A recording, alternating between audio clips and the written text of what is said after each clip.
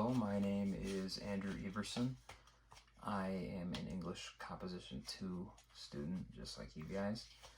And my presentation was on why social media is detrimental to your mental health. So as of February 8th, 2021, 72% of American adults use at least one social media platform. And this number has risen over 51% in the past 14 years. As a matter of fact, social media is so commonly used that 69% of all teens in America use YouTube, Instagram, or Snapchat. That is a pretty large subsection of that group of people. Now, how healthy is social media for us? Given that social media is a relatively new thing, not a ton of studies have been done on it. That being said, based on my own life experiences and the variety of studies that I was able to find, it appears that the answer to that question is not very, and this is for a variety of reasons. Social media tends to have a multitude of effects on your mental health. As a matter of fact, social media is directly correlated to an increase in stress, anxiety, and depression. Increased social media usage also correlates with increased loneliness and disconnectedness. And so loneliness at the moment is actually at an all-time high among young adults ages 18 to 34, according to a study written by Matthew Pittman titled Social Media and Loneliness, Why an Instagram Picture May Be Worth More Than 1,000 Twitter Words. The negative effects of social media. Social media addiction is a real thing. It's a little bit newer in the strata, but it is a real thing. It tends to decrease people's productivity, increases their loneliness, and can also lead to an obvious upspike in the 3 mental health effects listed earlier: stress, anxiety, and depression. Now, when people are addicted to social media, generally they spend a lot of time on their various social media sites. This can lead to an issue that's very common amongst teens that use social media at a high rate. This issue is cyberbullying.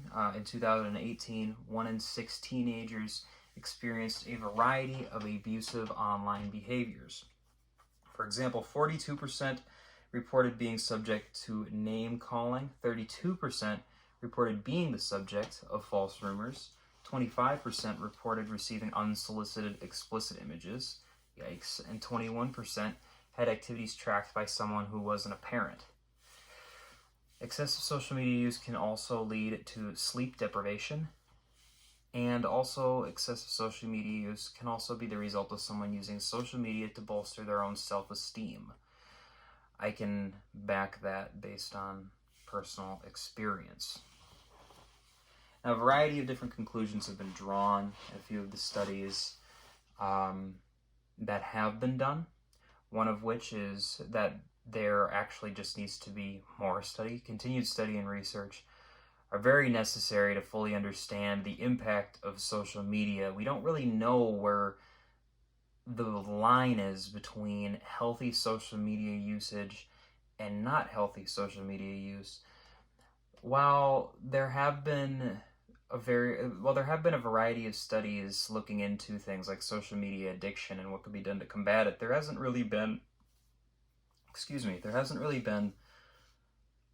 a legitimate way to combat social media addiction. The only real way that people have attempted to combat social media addiction is the same ways in which they would combat general internet addiction.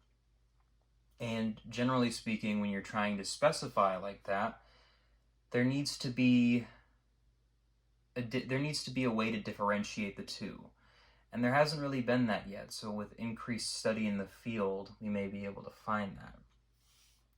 It'll be important to determine where the threshold of where productive and helpful social media participation ends and the damage begins. As said earlier, we don't really know where that line is yet. That being said, there is one thing that we have been able to collect through a couple of different research methods through a study conducted at the University of Pittsburgh, where they took 143 undergraduate college students and had them wane off of social media or attempt to keep their use from within the range of 30 minutes or under. It was found that limiting social media use to that time frame showed a correlation with improvement in depressive symptoms and mood and just overall well-being. So that's interesting, and it's kind of the one study that's been done that's really only talks about social media as opposed to the internet as a whole, and that's really important. And that's the primary conclusion being drawn. So yeah, that's my presentation. Not too long. Don't want to hold you guys too long. I know we're busy. But yeah, thank you guys for listening. Have a wonderful summer if you're taking classes or not, and I will maybe see you guys in another course. Thanks. Bye.